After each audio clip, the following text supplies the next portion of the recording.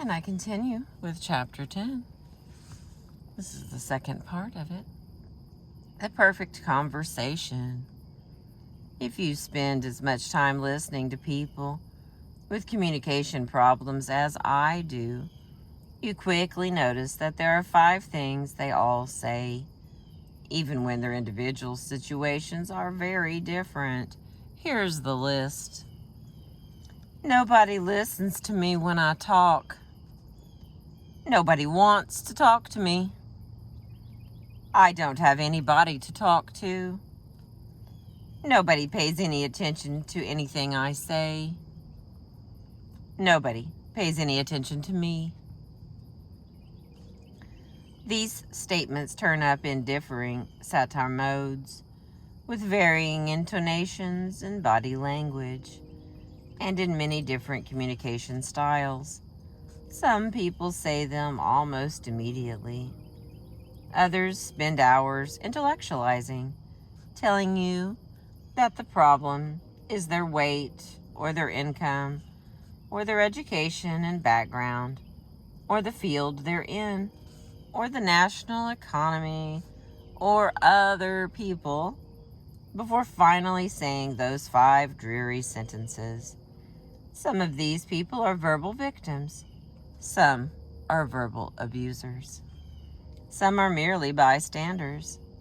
Some are powerful and dominating people with high rank and status.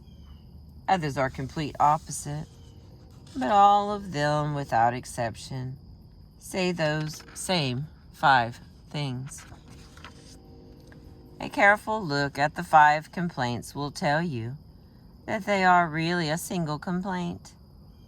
In my life, these people are saying, language doesn't work right.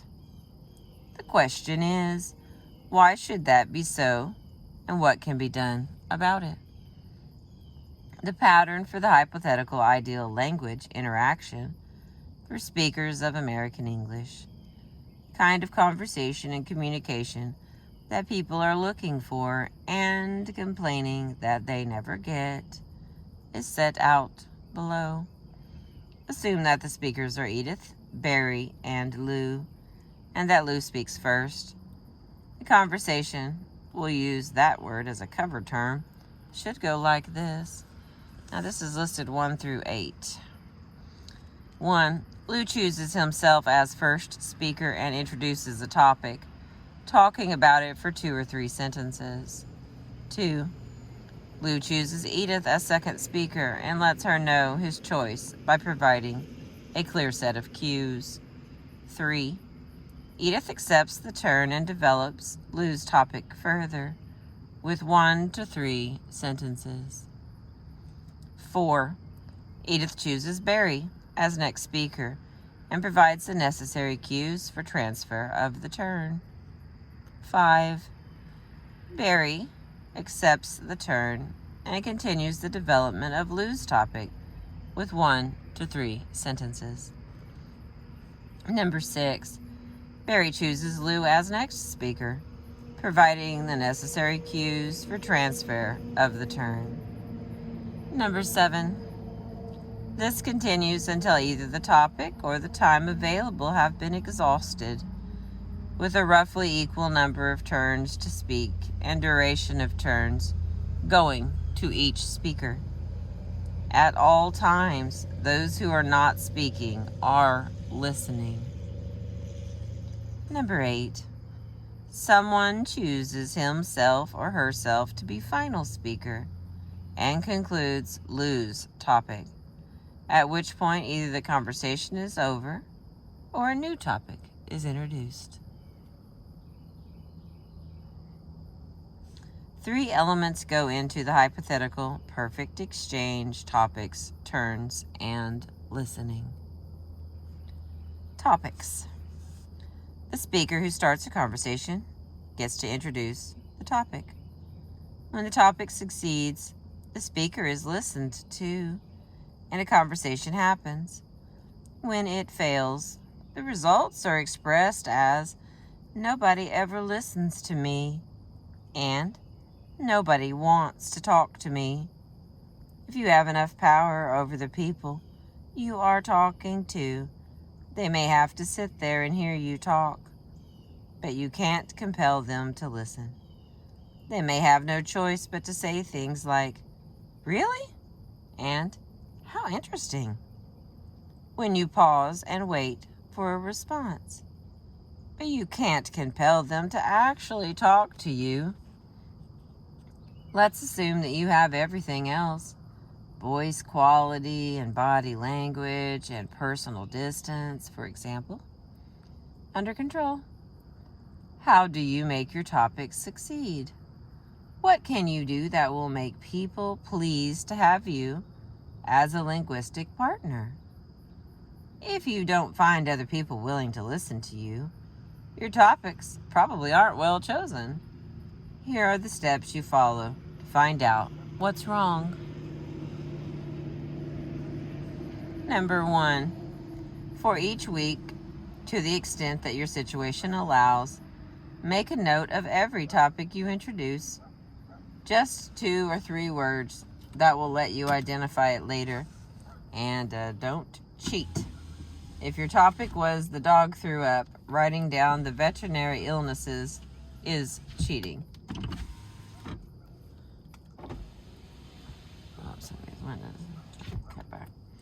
If your topic was "the dog threw up," writing down veterinary illnesses is cheating. Number 2, at the end of the week, get out all your notes and make a master list. If the same topic comes up more than once, put it down and write the total beside it.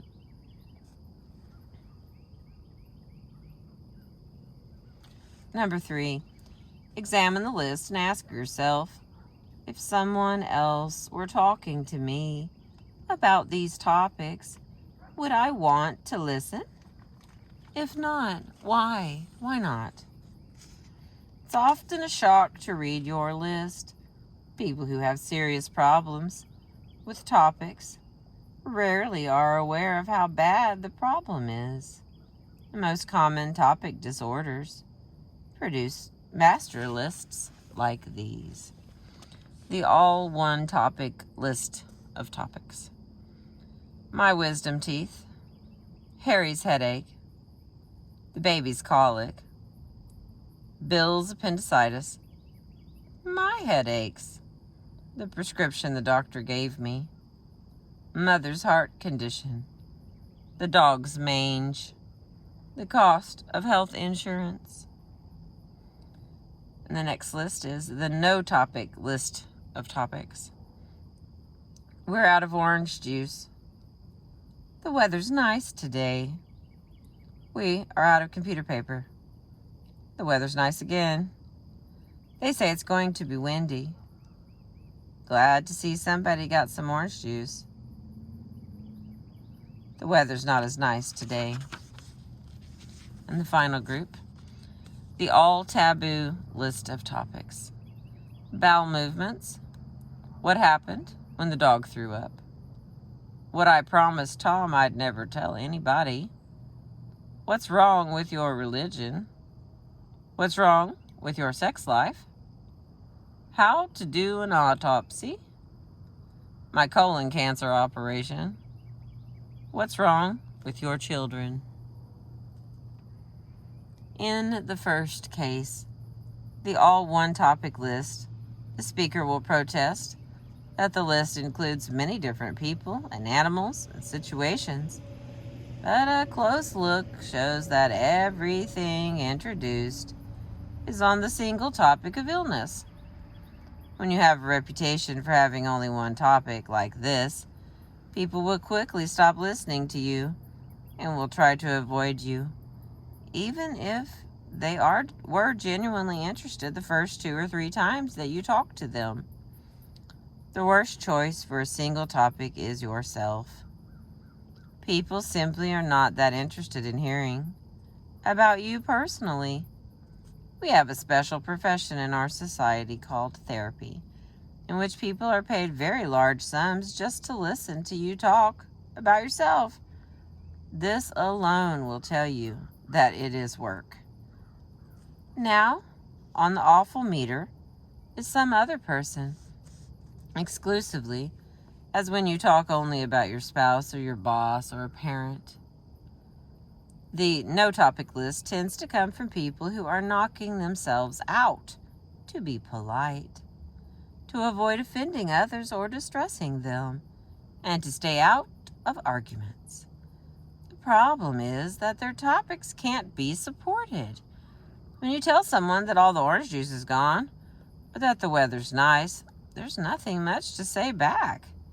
People will try if they're polite, and the results will be a dialogue like this one. X, there isn't any orange juice. Y, I know, it's all gone. Excuse me. X, I noticed it when I came in. There was some there yesterday. Y, right, there was a little bit left. X, but not today. Y, no, it's all gone. X, there ought to be some orange juice. Y, I know. If this is the sort of conversational company you offer, people will flee at the sight of you. Finally, there is the all taboo list. The items on this list are interesting and varied, to be sure. But the only people who are going to join you for a topic like this list are people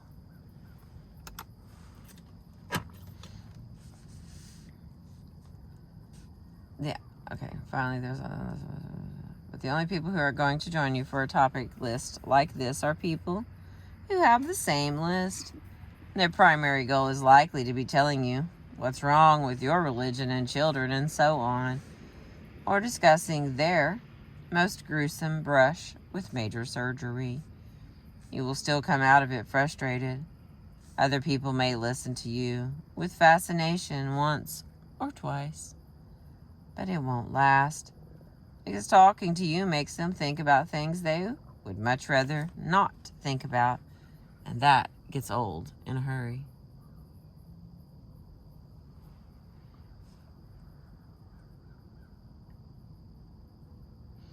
If you find that your list for the week is one of these, there are two things you can do.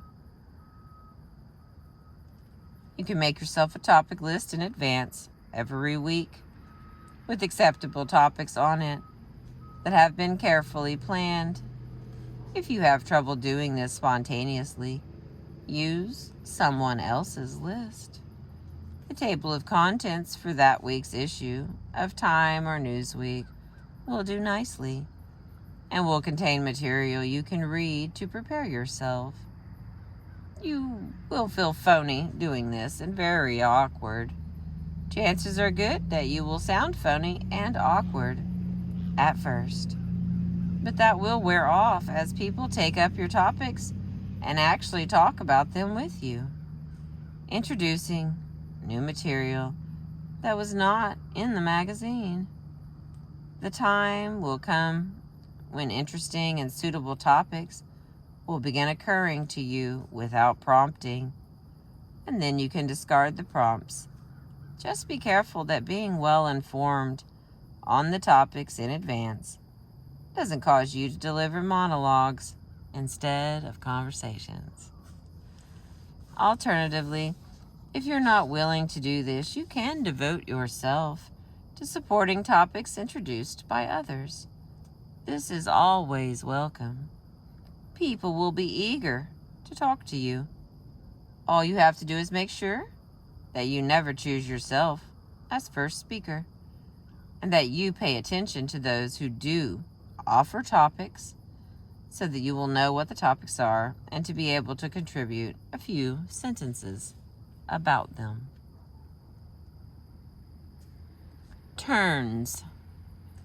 There have been human societies in which people could demonstrate how powerful they were by going out and lopping off others' heads or having them lopped off by staffers. This caused great physical pain in the victim and was unacceptably permanent. In America today, conspicuous decapitation is not allowed. Conspicuous decapitation. Anyway, but we have a contemporary equivalent, the demonstration of one's power by monopolizing the conversation space. which, although it takes up time, we call the floor.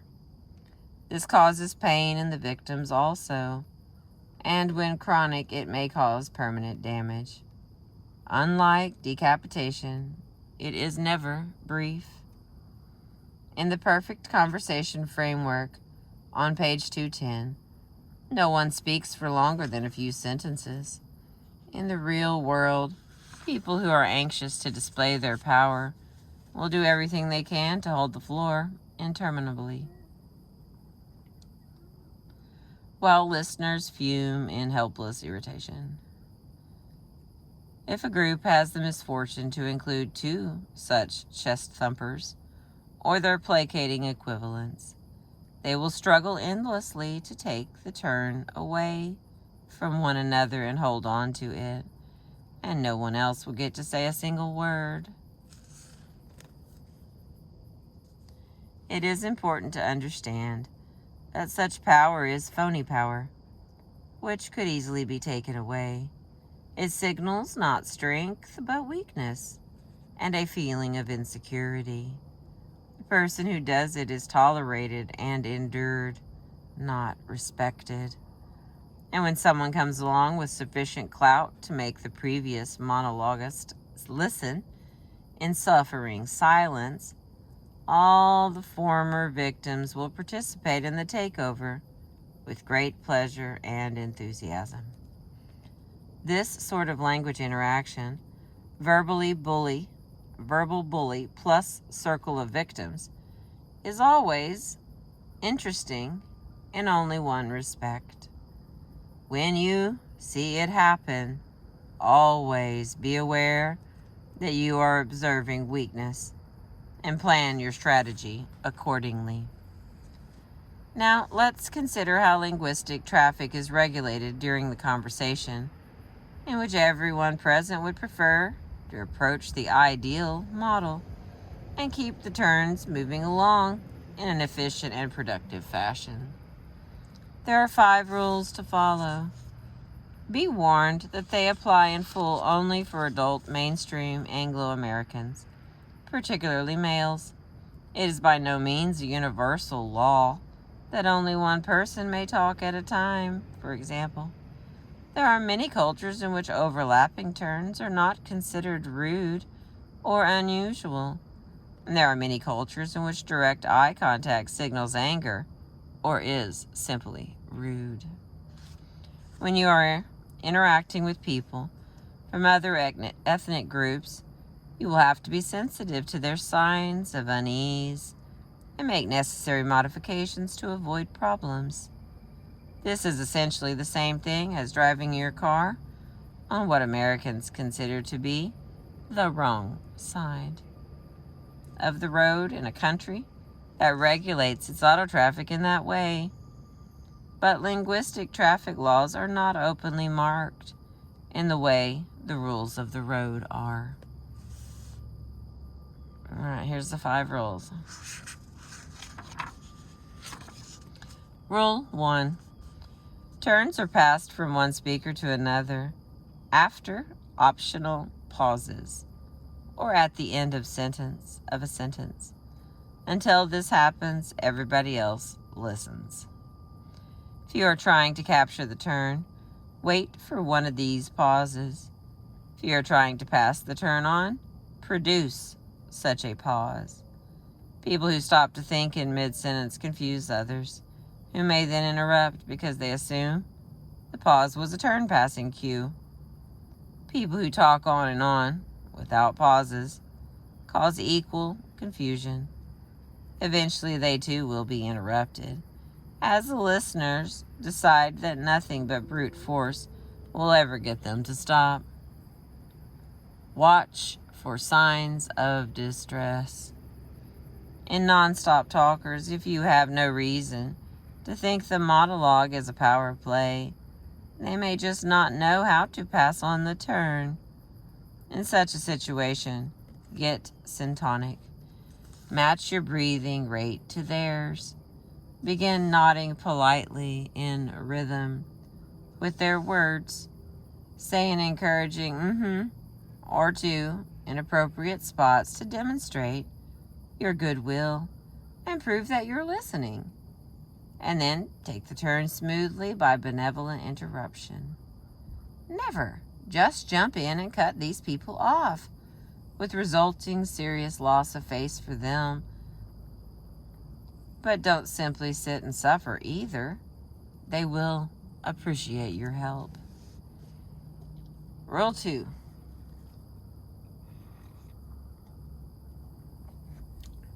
The cue for passing on the turn is direct eye contact.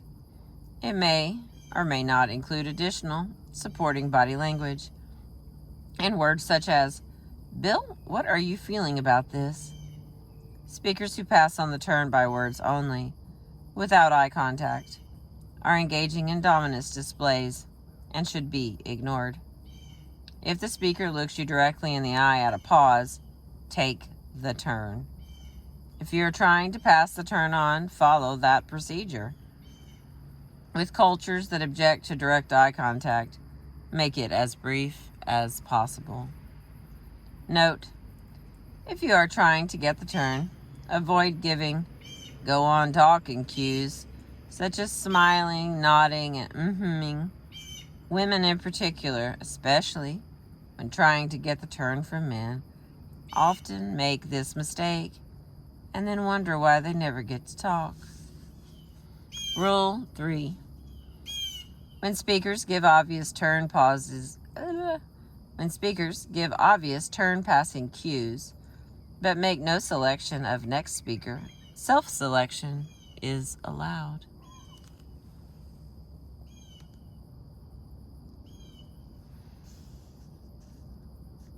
The best way to accomplish this is by referring directly to the previous speaker.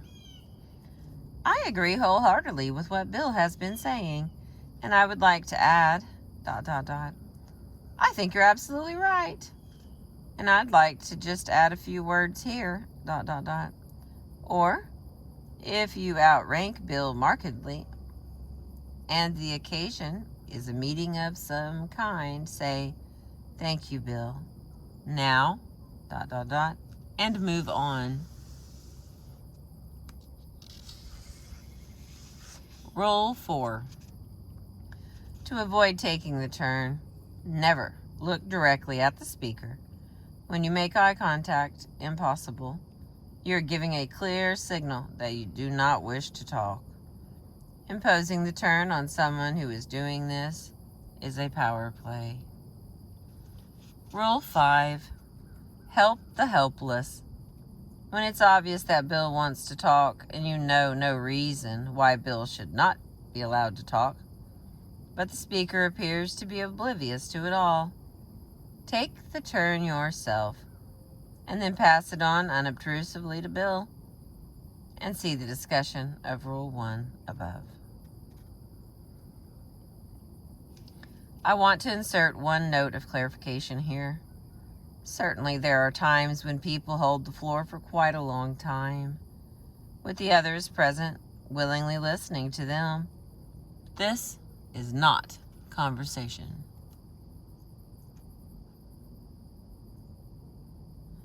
In the same way that football games are suspended to allow for halftime shows, conversations can be suspended in favor of other language events, such as telling a story, telling a joke, or presenting an extended lecture. Such events are inserted into conversations, and the conversation itself, with its associated rules, is put on hold until they are over. Sometimes 2 or more people would decide to spend an interval of time entirely in this way, as happens when several men get together and exchange war stories, with no conversation except the barest minimum taking place. This is not a suspension of the rules listed, but a suspension of the conversation itself. The verbal bully's contribution is to insist on putting on such events, in spite of other people's lack of interest or their actual resistance.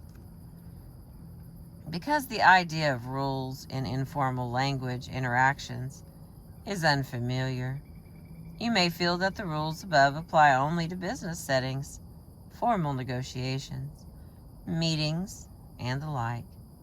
This is a mistake. The rules apply just as rigorously in your home and with your friends as they do in your professional and public life. If you want your children to grow up to be people who are willingly listened to by others, which is as valuable to them as a college education and a lot cheaper, you have to provide them with a suitable model. They will not learn successful communication in an environment of linguistic anarchy. The only thing significantly different about personal domain interactions is that there are usually fewer people to share turns with, so that you get to talk more often during any single episode. If you aren't convinced that your kids don't respect you, that your spouse isn't interested in talking with you, that your relatives try to avoid you, and that none of your friends will willingly listen to anything you say, it is overwhelmingly probable that you violate the linguistic traffic rules with all of them.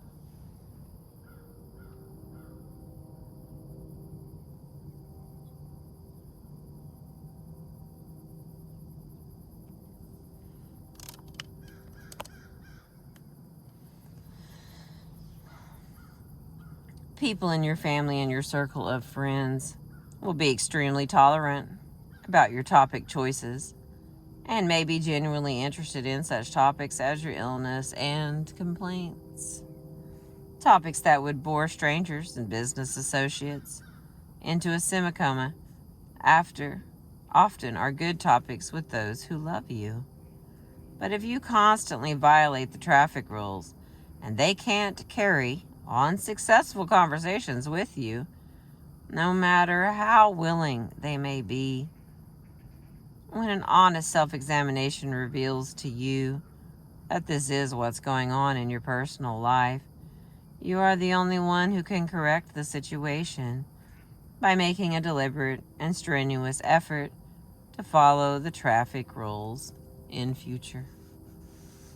When I explain this to clients, I usually meet resistance. Like professionals who insist that they can't let people talk because they would never shut up. Clients will say, if I followed those rules, I'd never get a word in edgewise. Like the professionals, they are the victims of distorted perceptions of time.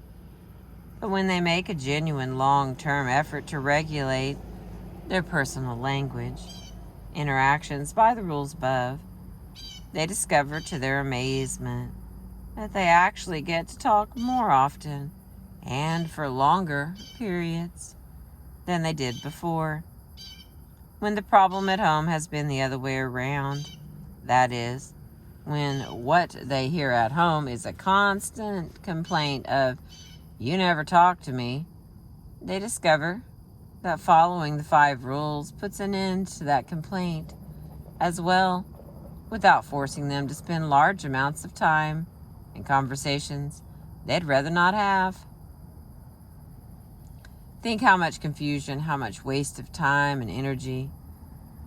Now, much hostility and stress and carnage would result from trying to do without traffic rules on our streets and highways.